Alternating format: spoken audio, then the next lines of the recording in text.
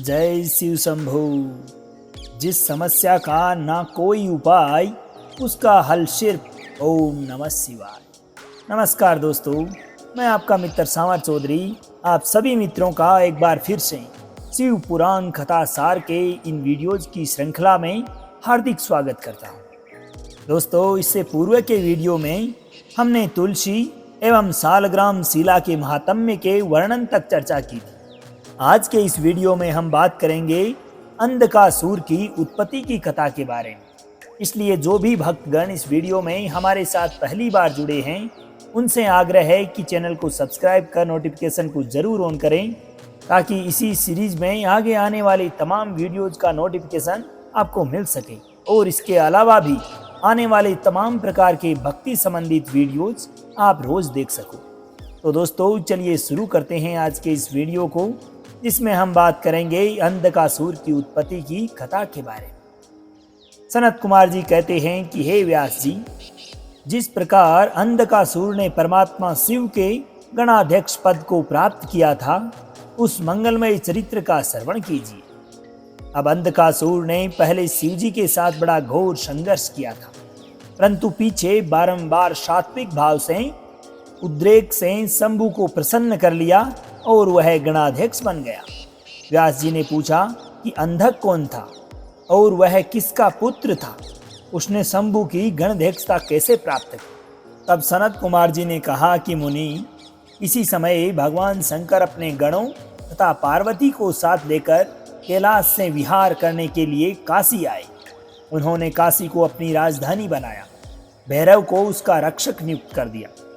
इसी समय वे अपने गणों के साथ मंदराचल पर गए और वहां पर पार्वती के साथ विहार में प्रवृत्त हो गए।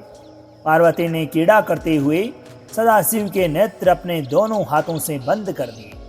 नेत्रों के बंद हो जाने पर क्षण भर में घोर अंधकार छा गया। उनके ललाट का स्पर्श करते ही उष्णता से पार्वती के दोनों हाथों से स्वेद बिंदु टपकने लगी। तब उससे एक बालक उत्पन्न हुआ, जो भयंकर विकराल मुख वाला, महाक्रोधी, अंधा, कुरूप तथा विकृत स्वरूप वाला था।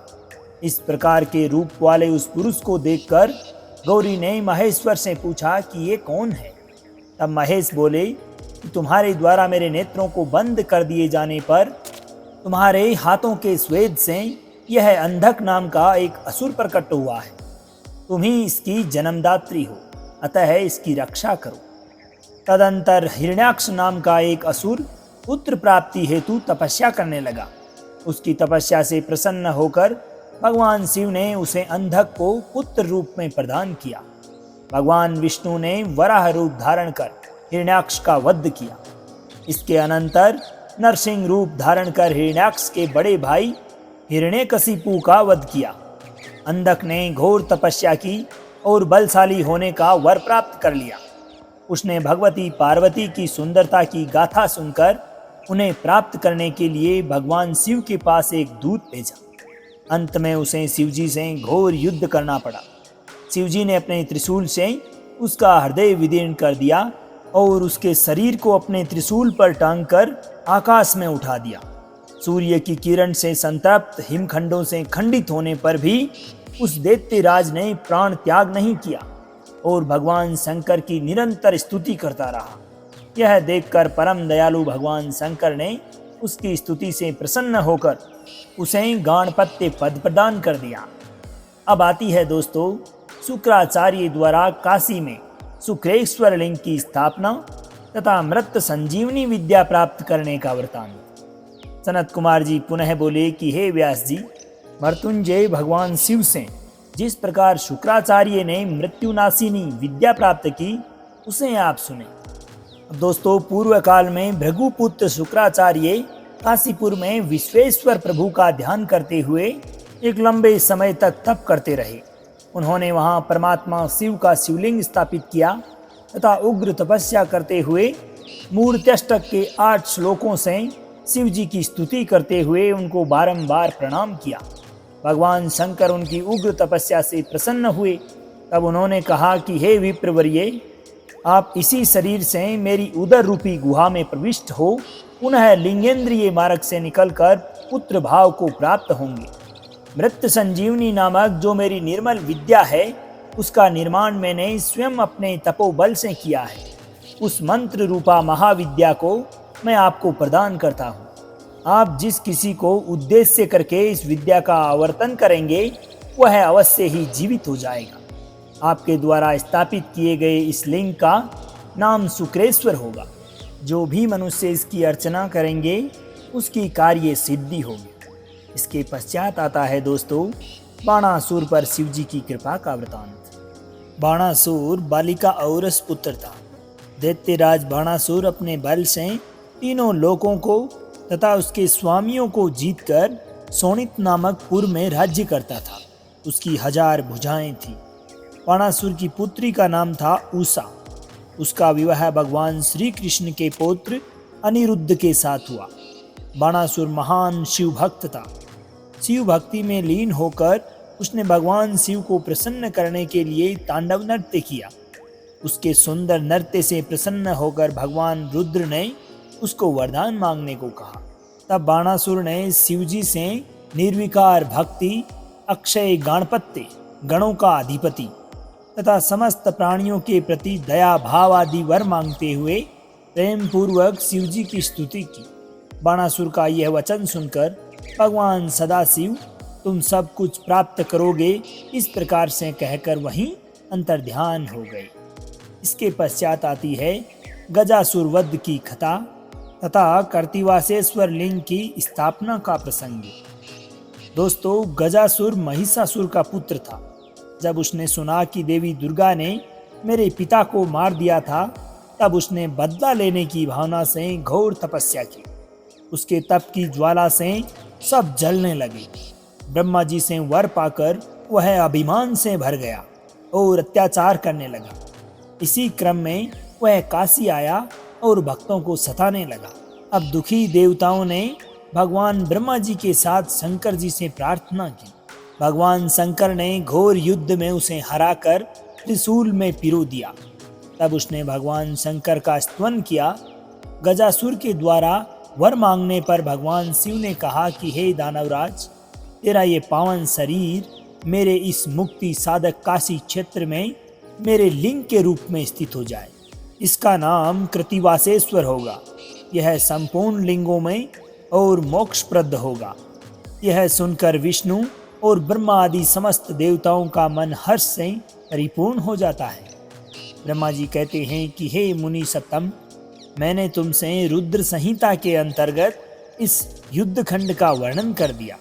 यह खंड संपूर्ण मनोरथों को प्रदान करने वाला है तथा भुक्ति मुक्ति रूपी फल देने वाला है। इस प्रकार दोस्तों, रुद्र संहिता का ये ब्रह्मा और श्री नारद जी का कल्याणकारक संवाद पूर्ण रूप से संपन्न होता है। अब आगे आता है दोस्तों शत्रुद्र संहिता। वंदे महानंदमनंत लीलम महेश्वरम सर्वविभुम महंतम गौरी प्रियम कार्तिक विघ्नराज समुद्भवम शंकरमादिदेवम। जो परम आनंदमय है, जिनकी लीलाएं अनंत हैं, जो ईश्वरों के भी ईश्वर, सर्वव्यापक महान गौरी के प्रियतम तथा स्वामी कार्तिक और विघ्नराज गणेश को उत्पन्न करने वाले हैं, उन आदि देव शंकर को मैं बारंबार नमस्कार करता हूँ। जो धर्म का महान क्षेत्र है, जहाँ गंगा यमुना का संगम हुआ है, जो ब्रह्मलोक का मार्ग है, उस परम पुण्यमय नेमी सारण्य तीर्थ के प्रयाग क्षेत्र में महात्मा मुनियों द्वारा एक विशाल ज्ञान यज्ञ का आयोजन किया गया। उस ज्ञान यज्ञ का तथा मुनियों का दर्शन करने के लिए व्यास शिष्य महामुनि सूत जी वहां पधारे। वहां उपस्थित महात्माओं ने उनकी विधिवत स्तुति करके विनय पूर्वक उनसे निवेदन किया कि हे सूत जी, इस घोर कलयुग के आने पर जिनकी बुद्धि नष्ट हो गई है और जिन्होंने अपने धर्म का त्याग कर दिया, ऐसे लोगों को यह लोक तथा परलोक में उत्तम गति कैसे प्राप्त होगी। इसी चिंता से हमारा मन सदैव व्याकुल रहता है। तब सूत जी कहते हैं कि सबसे उत्तम जो शिव पुराण है, जो वेदांत का सार सर्वस्व है तथा वक्ता और श्रोता का समस्त पापों के उद्धार करने वाला है, वह परलोक में परमार्थ वस्तु को देने वाला है। उसमें भगवान शिव के उत्तम यश का वर्णन है। हे ब्राह्मणों, धर्म, अर्थ, काम और मोक्ष, इन चारों पुरुषार्थों को देने वाले उस पुराण का प्रभाव विस्तार को प्राप्त हो रहा है। शिव पुराण की कथा के इस क्रम में सौनक जी ने सूत जी से कहा कि हे महाभाग, आप तो व्यास जी के शिष्य तथा ज्ञान और दया के निधि हैं। अतः अब आप शिव जी के उन अवतारों का वर्णन कीजिए जिनके द्वारा उन्होंने सत्पुरुषों का कल्याण किया है। तब सूत जी कहने लगे कि हे मुनिवरों, पूर्व काल में इसी बात को सनत कुमार ने शिव स्वरूप तथा सत्पुरुषों की रक्षा करने में समर्थ नंदीश्वर से पूछा था। तब भगवान शिव जी का स्मरण करते हुए नंदीश्वर ने उनसे कहा कि हे सनत कुमार, सर्वव्यापक तथा सर्वेश्वर शंकर के विविध कल्पों में यद्यपि असंख्य अवतार हुए हैं, फिर भी मैं अपनी बुद्धि के अनुसार यहाँ पर उनमें से कुछ एक का वर्णन कर रहा हूँ। श्वेत लोहित नामक 19वें कल्प में शिव जी का सद्योजात अवतार हुआ।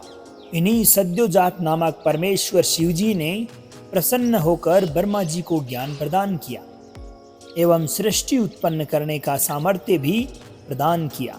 इसी प्रकार 20वें, 21वें कल्प तथा अन्य कल्पों में महेश्वर की ईशान, तत्पुरुष, अघोर, वामदेव तथा सद्योजात नामक 5 मूर्तियां प्रकट हुई, जो कि ब्रह्मा संज्ञा से विस्तृत है। इसके साथ ही उनके बहुत सारे अवतार हुए। अपना कल्याण चाहने वाले पुरुषों को शिव जी के इन रूपों का प्रयत्न पूर्वक नित्य वंदन करना चाहिए, क्योंकि ये रूप सभी प्रकार के कल्याण के एकमात्र कारण है। दोस्तों, आज के इस वीडियो में बस यहीं तक चर्चा करेंगे। अगले वीडियो में हम जानेंगे शिव जी की अष्ट मूर्तियों के वर्णन का प्रसंग। दोस्तों, उम्मीद है कि वीडियो आपको पसंद आया होगा। अगर वीडियो पसंद आई हो तो वीडियो को लाइक कर अपने सगे संबंधियों, दोस्तों तथा माताओं बहनों के साथ में ज़रूर शेयर करें, ताकि उन्हें भी शिव पुराण कथा सार का श्रवण करने का मौका मिले और इससे मिलने वाले लाभ उन्हें भी प्राप्त हो सके। तो अब आज्ञा दीजिए दोस्तों, आपके मित्र सामर चौधरी को। मिलते हैं अगले वीडियो में भगवान शंकर के अष्ट मूर्तियों के वर्णन का प्रसंग लेकर। जब तक के लिए खुश रहिए, मुस्कुराते रहिए, जीवन में आगे बढ़ते रहिए और प्रेम से बोलिए श्री राधे राधे।